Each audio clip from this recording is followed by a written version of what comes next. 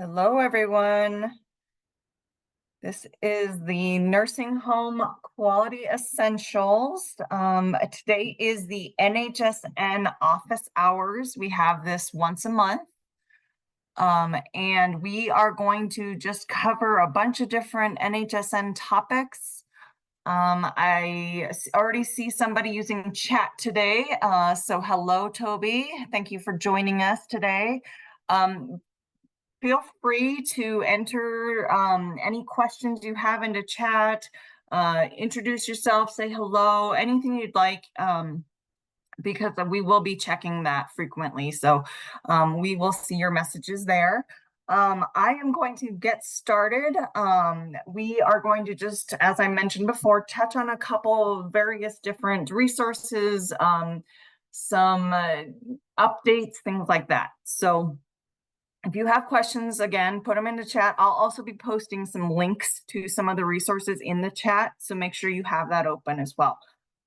Okay, so what I have on the screen right now is the Telegen long-term care NHSN resources. So this is where I put sort of some easy to understand NHSN resources all in one spot. This is only for the long-term care facilities. So there are different facility types that report into NHSN, but this is for long-term care only.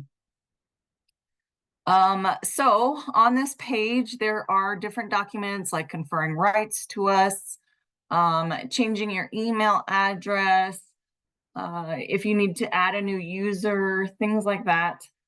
There is also this resource right here. This is the one that I wanted to show you guys today.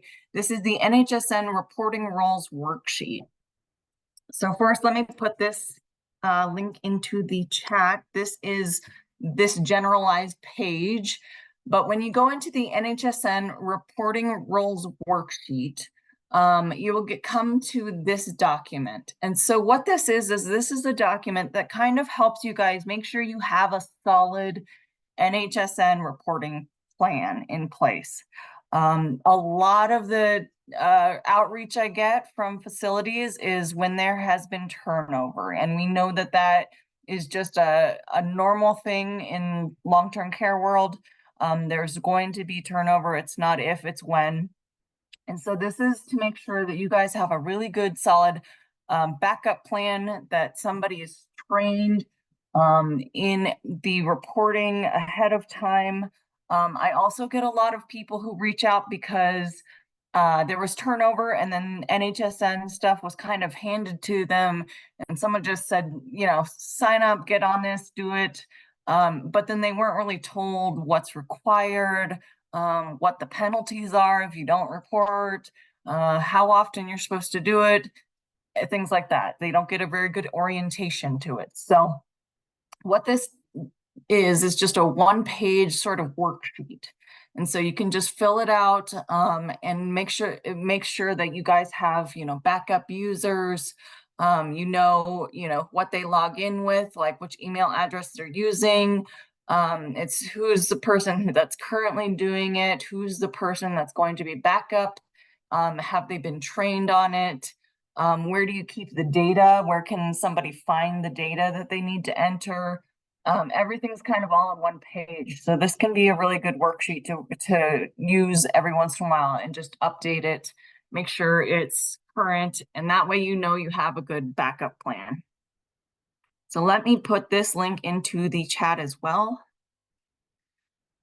Along with this worksheet, there is also a link to the NHSN reporting continuity tip sheet.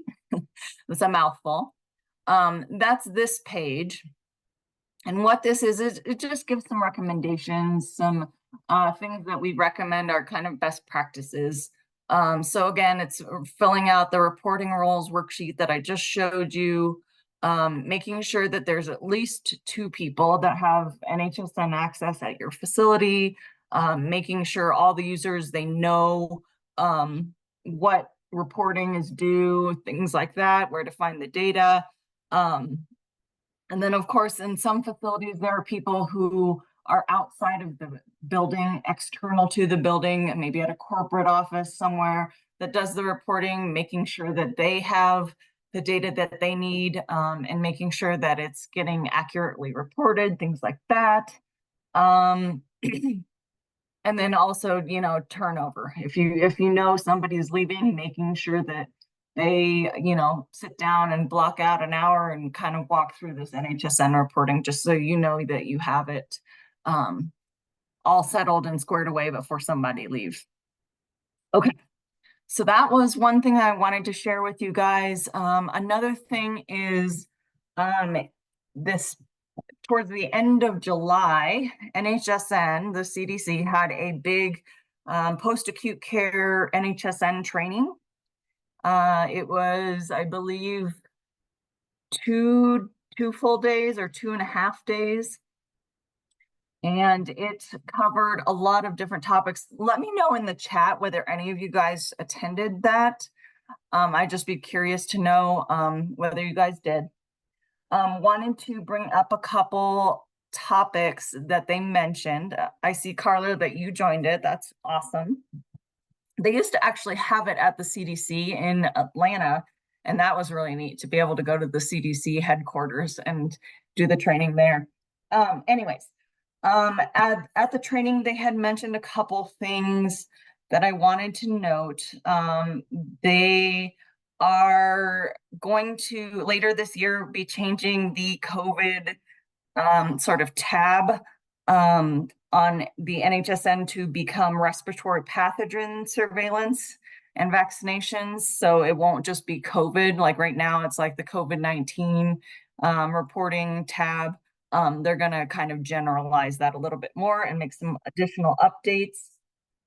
And then they are going to also do a long-term care antibiotic use module. That will be next spring. And they said that they are hoping that that will be electronic data reporting, so not manual. You wouldn't have to, nobody would have to go in and report that. They would link it with everybody's EHRs to pull that info. So I'm not entirely sure how that'll work out yet. Obviously, that wouldn't be required. I have not heard anything about that being required, but it is something that they are looking at potentially collecting data on. Let's see. They did a respiratory tract infection pilot project, as well as an antibiotic stewardship sort of one, I believe. And so they, you know, were able to see firsthand some of the challenges that you guys have, etc. There's nothing, they didn't necessarily say anything was going to happen based on those. I think it was just them seeing how some of these new modules might work, and also getting some of the, I guess, challenges that you guys have with it, with some of that. Antibiotic stewardship, they said that it would cover orders and administrations, courses and lengths of courses, days of therapy. So it could be helpful for you guys if you guys wanted to do it. Again, that's not till spring of 2025 that they'll launch that. And I am assuming we'll get more training on that. Carla, did you have anything that you really took away from the training that you wanted to share?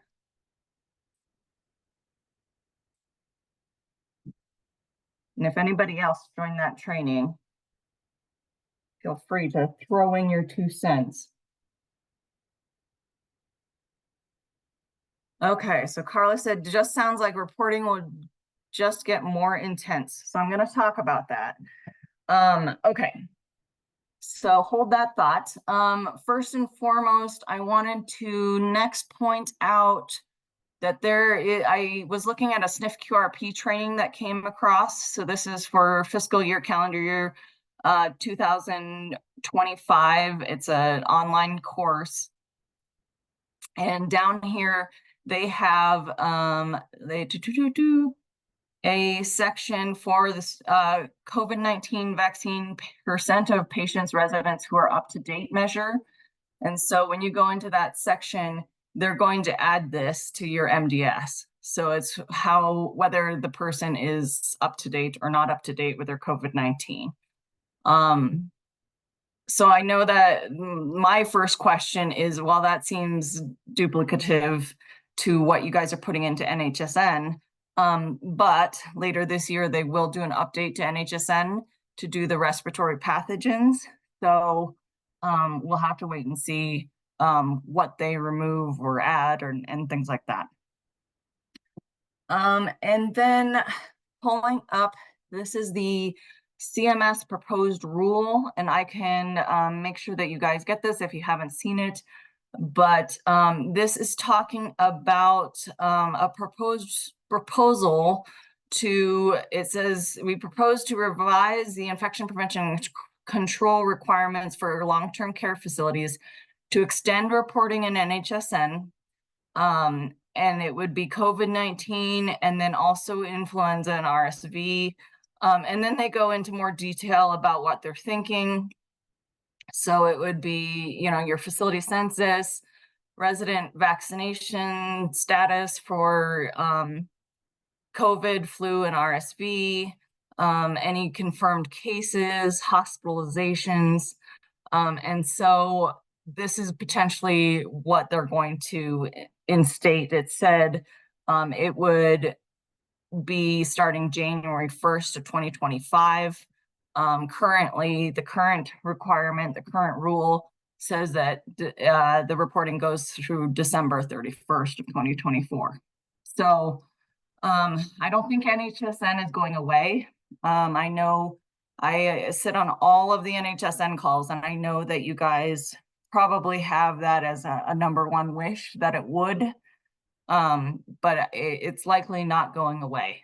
I don't know, Carla, that it's going to get more intense. I just think that they'll want a little bit more info on some other respiratory viruses, but I'm not sure, how frequent either. I know that right now, once a week has felt fairly burdensome. But some of the HAIs that people report into NHSN, that's only once a month.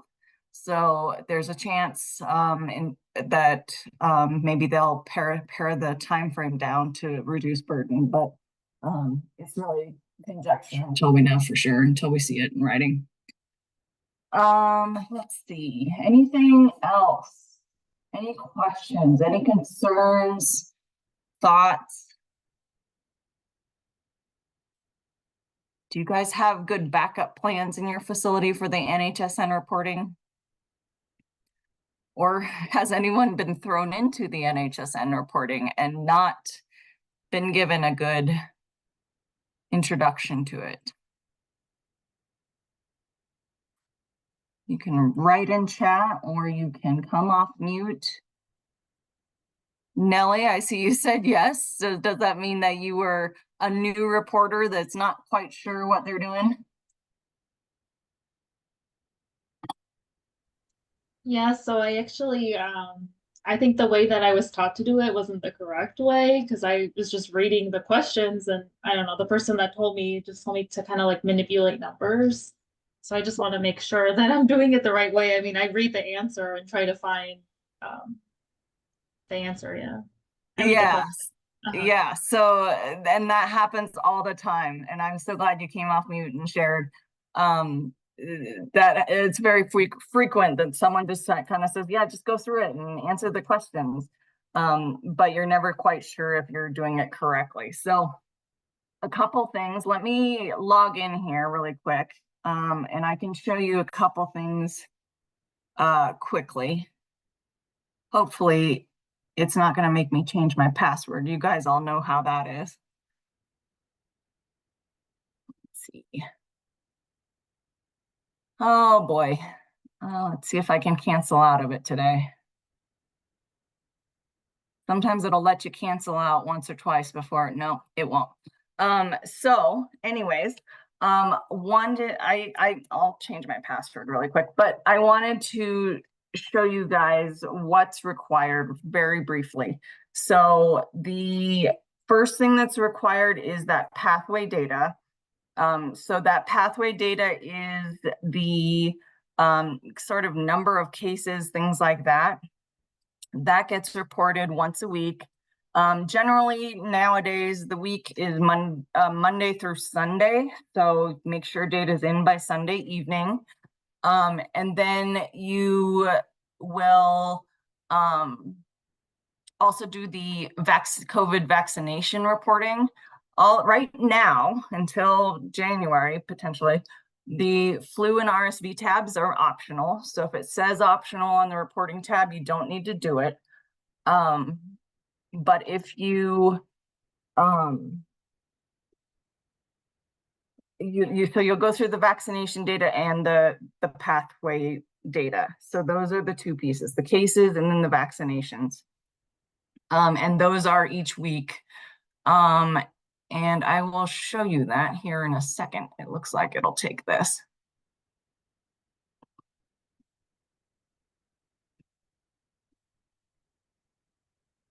Okay, let me log back in.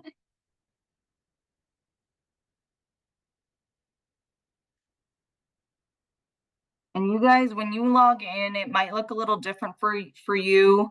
Some of you guys have the app on your phone that you open, and that would give you a code, and it's going to ask you like token.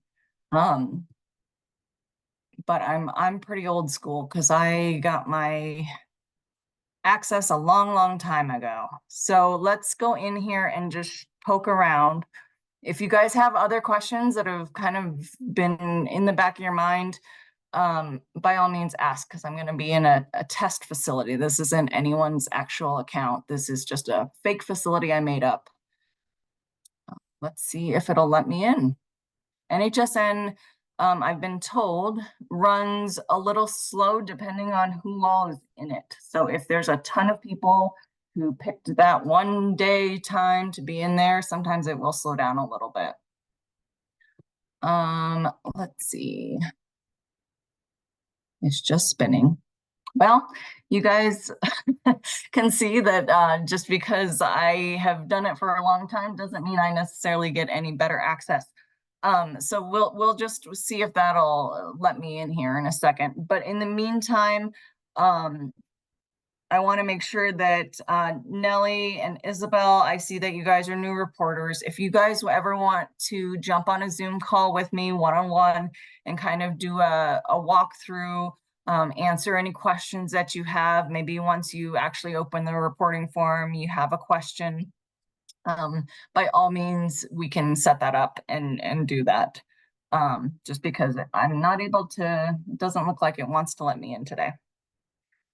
I'm looking into the chat. Carla, it says it's not the reporting itself that's so time consuming. It's the gathering the info together that's more time consuming. So yeah, so contracted staff, hospice therapy to get all that info, and having to call those people to get that information is what's time consuming. Yeah, I can imagine. Are you, Carla, are you signed up with the SIS system? Because sometimes that could be potentially quicker. I know that if I log myself into SIS, and I can pull up my vaccination record, within 5-10 minutes. So that could be another thought, is having the staff person pull that up themselves. Let's see, Jody says, I was in infection control at our hospital prior to my DON role, so you've been reporting NHSN for 10 plus years. Happy to answer questions for newbies, and you shared your info. So that is a very, very kind offer. Yeah, it's not often that people have that much length of time in terms of experience with NHSN reporting.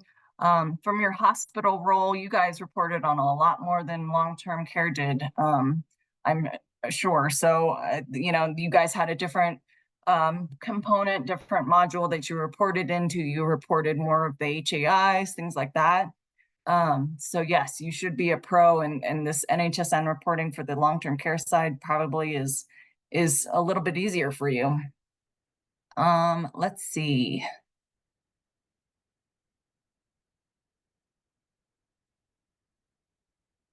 Okay, so Carla, you mentioned CIS, or I mentioned CIS, and you said no, what is that? I can pull that up really quick. So this is for Colorado. I see Isabel, you're saying, is there a CIS for Oklahoma? So there in every state, let me see if I can pull it up here. I have to find the correct one. But or unless one of my colleagues can pull it up quicker than I can. I know I have it bookmarked. It's the CDC. Let's see, is it in general IP or is it COVID? Okay, here it is. So here is the page, and I'll put it into chat. Every state has an immunization sort of registry. And so this is a state where, or this is a page where you can look up each state and see where it is. So right here, it shows Colorado's, this is CIS, and this is how you can kind of get started with this. Let's see, we got Illinois' information is right here, it's iCare. Iowa uses a different one right here. And then down here, last but certainly not least, is Oklahoma. So every state has one of these, so you can look up which state it is. I recommend this. This is really helpful. Residents or your staff, they likely have abilities to pull these records. So, okay. So Carla, you said for iCare in Illinois, you're not able to look up employees, only residents. So there could be some restrictions depending on what state you're in. Okay. Any other questions, thoughts? I'm happy to cover whatever you guys got for us.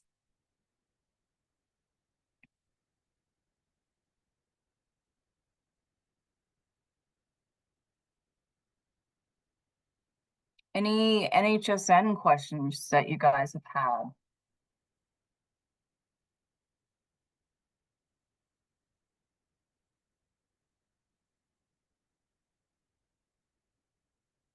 Did you guys all get your annual flu data in?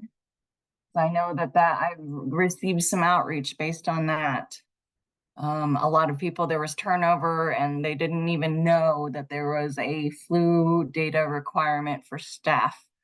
So, and that's something to kind of keep an eye on because we're about to enter flu season again. I mean, it's a couple months off, but it's good to have, you know, a tracking process for your staff to find out whether they got the flu shot, when, where, things like that. And kind of plan ahead for that so that come the deadline, you have all that data handy. Isabel, you said, do we need to report monthly or just weekly? So currently, as it stands, it is weekly. So each week you report pathway data, which is your number of cases, and then you'd report your vaccinations each week. And the number of cases, there is a tab for residents and one for staff. So you'll have 2 green bars on your calendar. And then for the vaccinations, you'll have a residents and staff.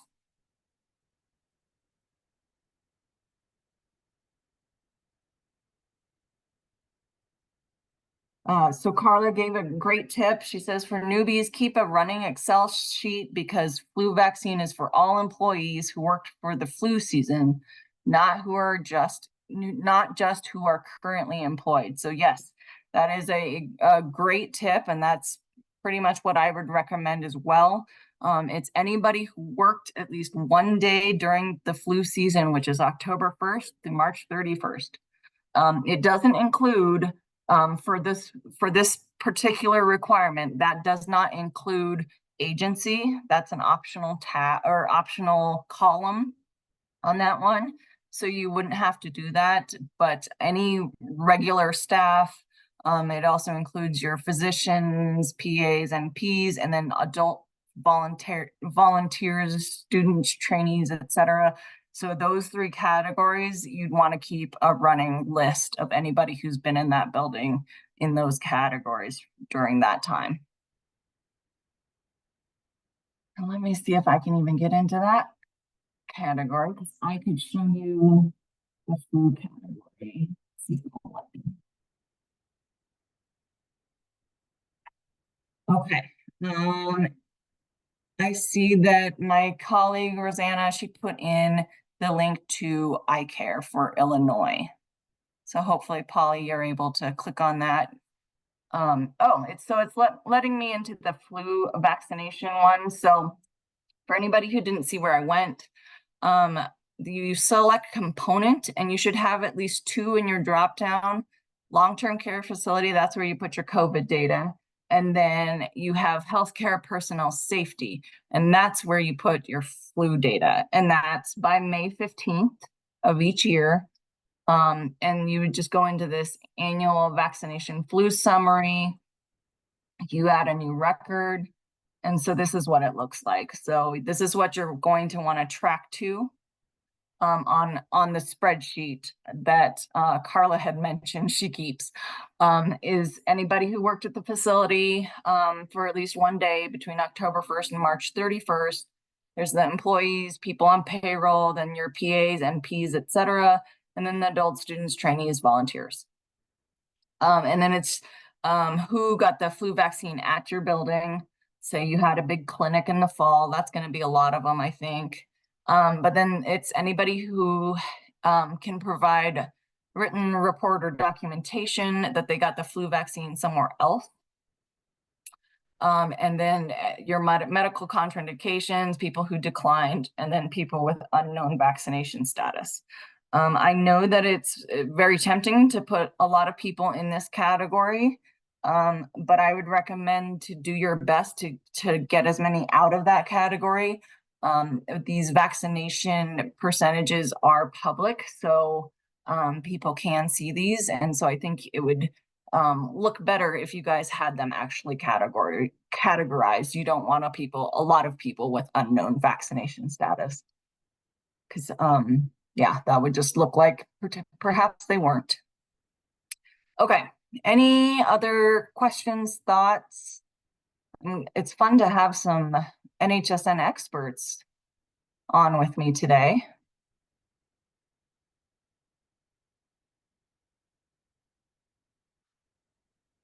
And again, I'm happy to set up calls even if you're an administrator and you know that you pass this off to somebody who's not sure what they're doing and you're not even sure how to orient them. By all means, reach out. I can do an orientation with people one-on-one.